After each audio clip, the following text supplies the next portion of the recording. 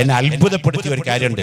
കേരളത്തിലെ ഏറ്റവും വലിയ കോടീശ്വരനായ പണക്കാരനാണ് എന്റെ ജില്ലക്കാരനും എന്റെ ഏറെക്കുറെ അടുത്ത നാട്ടുകാരനുമായ നാട്ടിക സ്വദേശിയായ എം.എ. യൂസുഫ് അലി സാഹിബ് ലുലു സെന്ററിന്റെ ഓണർ.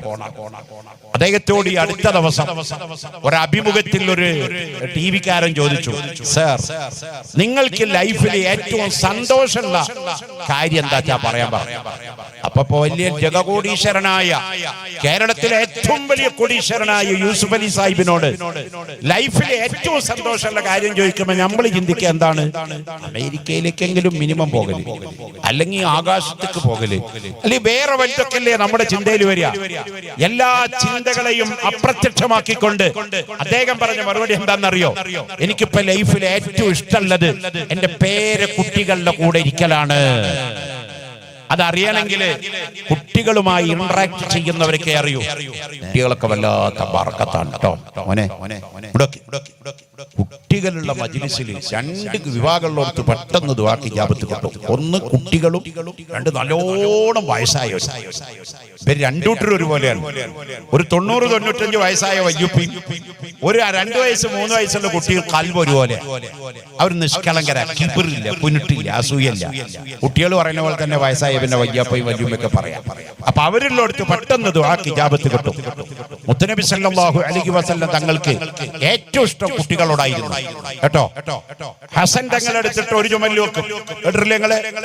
ഹസൻ റളിയല്ലാഹു അൻഹുവിനെ എടുത്തിട്ട് പേരക്കുട്ടിയാ ഫാത്തിമ ബീവിയുടെ മോന, അലിയാരുടെ മോന, മകളുടെ മോന. ഹസൻ തങ്ങൾ എടുത്തിട്ട് വലത്തെ ചുമല് വെക്കും മുത്തനബി സല്ലല്ലാഹു അലൈഹി വസല്ലം. ഹുസൈൻ തങ്ങൾ എടുത്തിട്ട് ഇടത്തെ ചുമല് വെക്കും. എന്നിട്ട് രണ്ട് കുട്ടികളുടെ കൈ ഇങ്ങനെ ഹബീബായ തങ്ങൾ പിടിക്കും. എന്നിട്ട് മദീനയിൽ അങ്ങാടിയിലേക്ക് കൊണ്ടുപോകും. റസൂലുള്ളാഹിന്റെ ചുമല്ല രണ്ട് മക്കളും ഇരിക്കുക. എന്നിട്ട് അങ്ങാടി കൊണ്ടുപോയിട്ട് പീടിയ കൊണ്ടുപോകും, കടയെ കൊണ്ടുപോകും, മധുര പലഹാരം മേടിക്കും, കുട്ടികൾക്ക് തിന്നാൻ കൊടുക്കും, വീട്ടിൽ കൊണ്ടുവന്നാക്കും. ഒരു ദിവസം ഇങ്ങനെ ആക്കിയപ്പോ ഹസൻ തങ്ങൾ പറഞ്ഞു, ഉപ്പ, ഉപ്പുപ്പ, അല്ലെങ്കിൽ വല്ലുപ്പ, നിങ്ങളൊന്ന് നിലത്ത് രണ്ട് കയ്യും ഇങ്ങനെ കുത്തിയിട്ട് കാലിങ്ങനെ കുത്തിയിട്ട് ഒരു കുതിര നിൽക്കണ പോലെ നിൽക്കുക വെച്ചു. ആരോടായി ചോദിക്കണമെന്ന് അറിയണം? അഷ്റഫുൽ ഖൽഖ് നബി മുഹമ്മദ് മുസ്തഫ. ജിബ്രീലിനേക്കാൾ വലുത്, കഅബത്തിനേക്കാൾ വലുത്, അല്ലാഹ് കഴിഞ്ഞാൽ പിന്നെ ഏറ്റവും ശ്രേഷ്ഠതയുള്ള ആള് ഹബീബായ നബി സല്ലല്ലാഹു അലൈഹി വസല്ലം തങ്ങളാണ്. ആ തങ്ങളോടാണ് പറയുന്നത്, പേരക്കുട്ടി വല്യുപ്പ, നിങ്ങളൊന്ന് കൈ ഇങ്ങനെ നിലത്തുട്ടോ, കാലിങ്ങനെ വെക്കോ, എന്നിട്ട് കുതിര നിൽക്കണ പോലെ നിൽക്കോ. അപ്പൊ റസൂലുള്ളാഹി ചോദിച്ചു, എന്തിനാ മോനെ? എനിക്കിപ്പ പട പേരടിയിലിരിക്കാനാ. എന്നിട്ട് നബി ഒരു വാഹനാക, ഒരു കുതിരക, ഞങ്ങൾ ഇങ്ങനെ പപ്പാട പുറത്ത് ഇങ്ങനെ ഇരിക്കുക രണ്ടാളും. ഹസൻ തങ്ങൾ പെരടി കയറി, ഹുസൈൻ തങ്ങൾ പിന്നിലിരുന്നു. റസൂലുള്ളാഹി ഒരു കുതിരനെ പോലെ കയ്യൂത്തി കാലുത്തി ഈ കുട്ടികളെ കൊണ്ട് ഇങ്ങനെ നടക്കുമ്പോ ഹബീബായ തങ്ങൾ കുട്ടികളെ നോക്കിയിട്ട് ചിരിച്ചിട്ട് പറഞ്ഞു, നിങ്ങളുടെ വാഹനം വല്ലാത്ത വാഹനാണില്ലേ. ആരാ വാഹനം? ഹബീബായ നബി സല്ലല്ലാഹു അലൈഹി വസല്ലം തങ്ങൾ.